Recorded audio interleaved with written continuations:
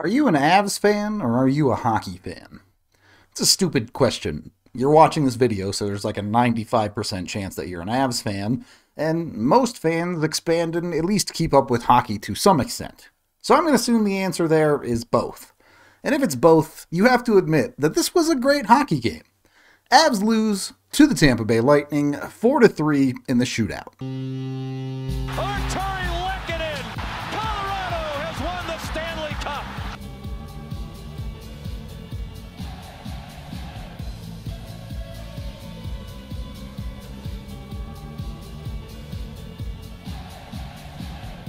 Look, if you're an Avs fan, I think you can be upset with parts of this game from Colorado. There's certainly a number of things they could have done better, but honestly, they played pretty well, given the quality of the opponent in Tampa Bay and the realities they're facing with still missing 3 of their top 6 defensemen in this game. I don't know how much better the Avs can reasonably play, and I'm okay with that reality. A version of the Avs that does not include Cale Makar, does not include Gabe Landeskog, it does not include Josh Manson, throw in Erik Johnson there as well.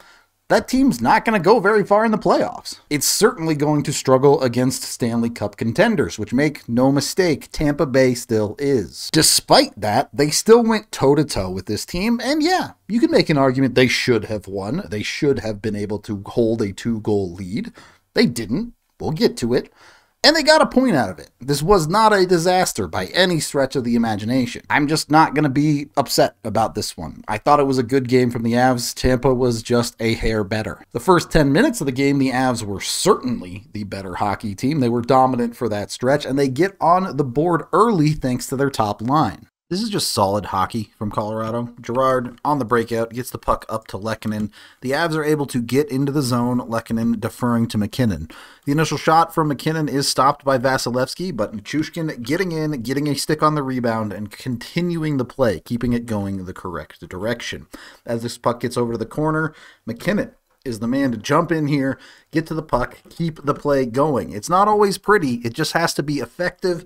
Lecky, they have something going here. There's got to be some kind of ESP connection between those two, because he sees MacKinnon going to the puck and he reads this play perfectly, cutting by him and out through the middle, where MacKinnon, pulling 3 defenders to him, all of them mesmerized by him, finds Lecky out into that space. Lecky now all of a sudden has a ton of room to work with, takes his time, allows Val to set up his giant butt as a perfect screen in front of Vassy, and finds a soft spot to score. Players like Artturi Lehkonen are a necessity for Colorado to succeed. You know you're going to get high quality out of Nathan MacKinnon. Even if you didn't get it out of Mikko Rantanen tonight, you know you're going to get it a lot of the time.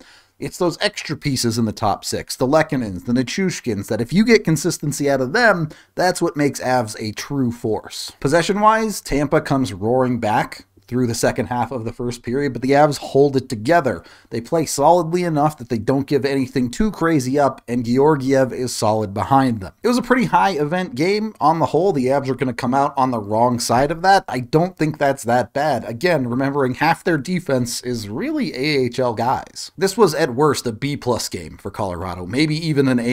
It's just that Tampa is a better team right now. The second, I felt, was a pretty even period from start to finish. The Avs did get their opportunities, so did Tampa. And in the second period, we get to see why the Avs' fully healthy defense is so important. MacKinnon gets this puck high in the zone, goes for the insane "I'm just simply better than you" dangles, actually makes the first one work between the legs, but can't continue to be effective as 3 players collapse on him. This puck gets weakly cleared by Tampa Bay. They don't get an effective one off, and it's a great read by Byram to keep this puck in the zone, let alone the rest of this play. With a completely discombobulated Tampa, essentially all just jumbled in the slot here, Byram recognizes he can step into some space on the far side of the ice and drag players to him. That's exactly what he does, and MacKinnon just kind of sneaks around the back door, waits. Look at Tampa. Everybody puck watching. All of them looking at Bowen Byram.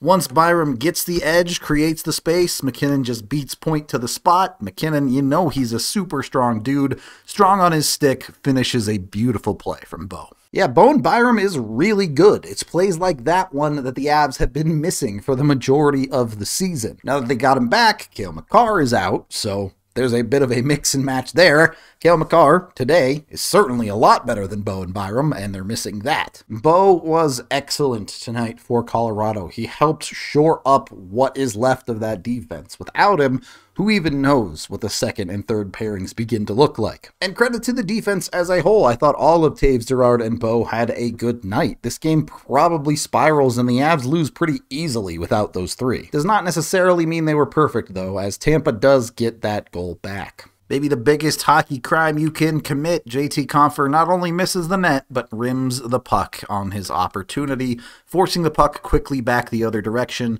and unfortunately, the Avs get caught. Sam Girard had pinched up to become part of this play as an extra man. The Avs very often do this. To be honest, I don't even really have a problem with it.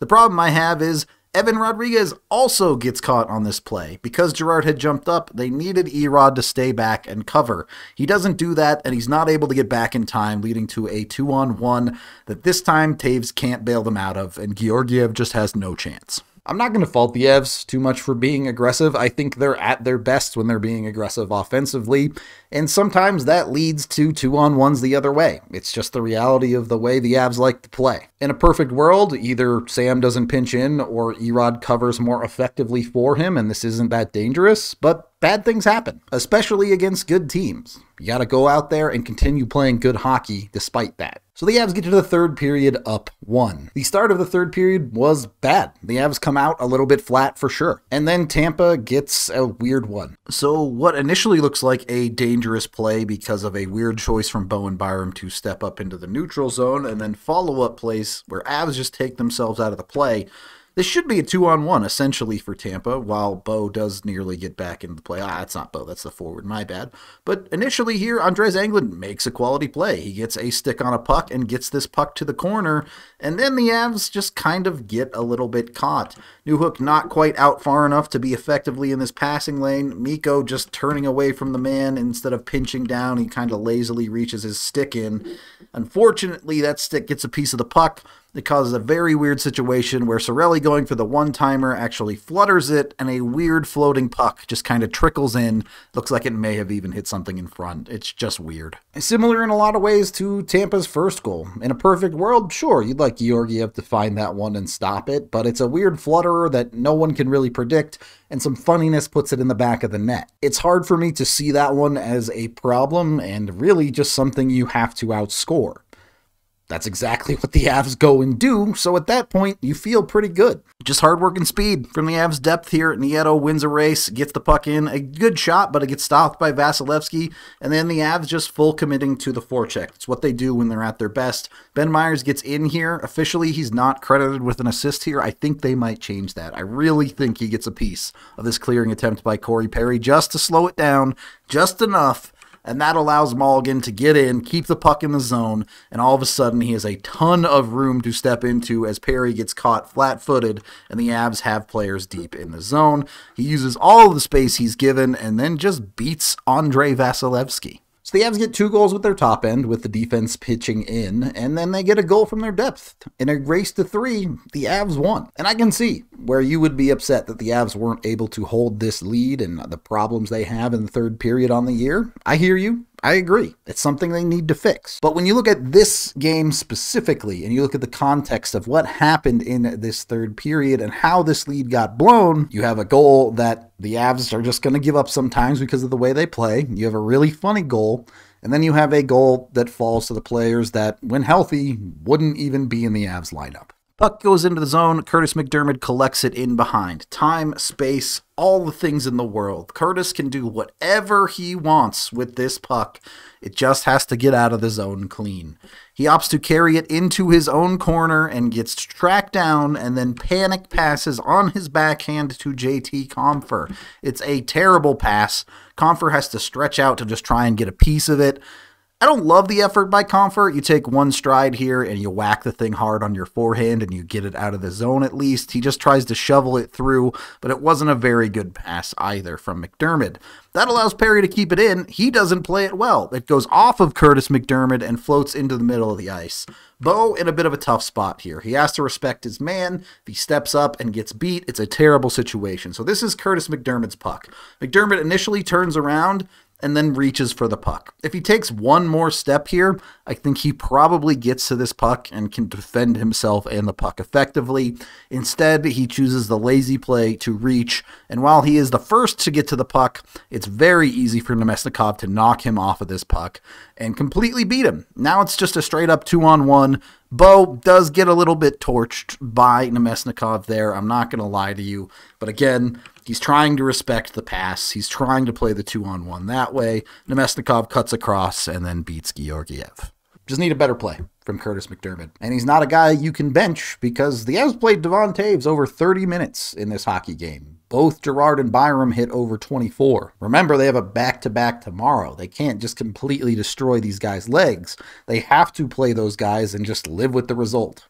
Unfortunately, the result here was a blown lead. The early portions of the third put Tampa way ahead in the underlying metrics in the third. I do think the rest of the game, once it was 3-3, was actually more even than it appeared. While you don't love the blown lead, the Avs didn't turtle at all in the third period. They pushed back. They were going punch for punch, and ultimately they did enough to get 1 point out of it by getting it to overtime. That doesn't feel great in a game you were up 2-0, no doubt. The overtime itself was a mess. Both teams were bad in it after a really good hockey game, just kind of weird and awkward. And then you have the shootout, and Tampa Bay has Andrei Vasilevsky, who just stops all three opportunities for the Avs. I will say, Erod, I appreciate the move. I like it. I'm glad he went with it as long as he did, but we know now it no longer works. You got to find something new. The winner is Steven Stamkos, just sniping a puck like Steven Stamkos does. That's the way it goes, and the Avs took it all the way down to the wire. They just come up a little bit short. I want to do some math quickly here for you. The Avs now sit at 61 points through 52 games. That means they have 30 games remaining. If they play exactly 500 through those 30 games, they would finish the season with 91 points. Not quite good enough. The current projected mark for the playoffs in the West is 93 points. So that's it. If the Avs play one game over 500 for the rest of the season, they're very likely to make the playoffs. To this point in the season, they've been 9 games over 500. I think it's okay to be confident in them making the playoffs. I think it's okay to be confident in them even after this loss. Again, I thought they played pretty well. They were just missing a star player or two to get them over the hump against another very good team. From a hockey perspective, I wish this game was the one on national television. People would have ate it up instead of the blowout that Tampa gave Colorado the other week. Just a good quality game. All the way through. It was chippy. JT Compher got into a fight. That was weird. This one felt much more like a playoff game than the other one. I'll put it that way. And if the Avs go out swinging because they can't get healthy this year, then they go out swinging. That's all there is to it.